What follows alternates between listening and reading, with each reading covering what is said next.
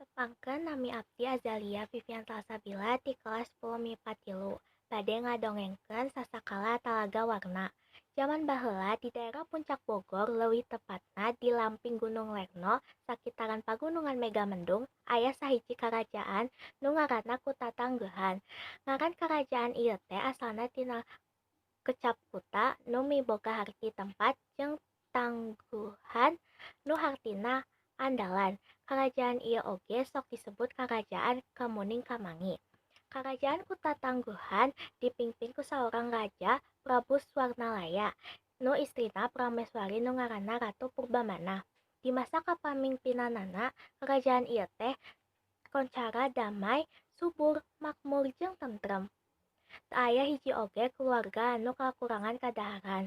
Namun sanajan kitu Prabu Swarnalaya jeung Prameswari can ngarasa bunga.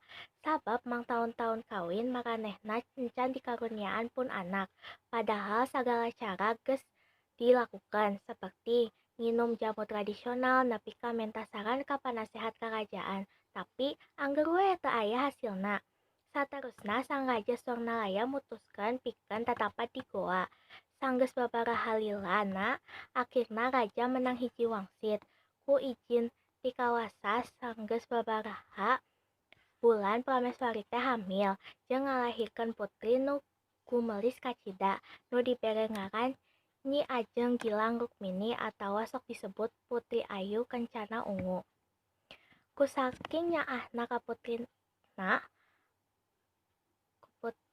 sagala kahayangan diturutkeun kabeh da puguh anak hiji-hijina. Saparantos putrina rumaja, sang raja ngayakeun pesta jeung merekeun hadiah ka mangrupa kalung.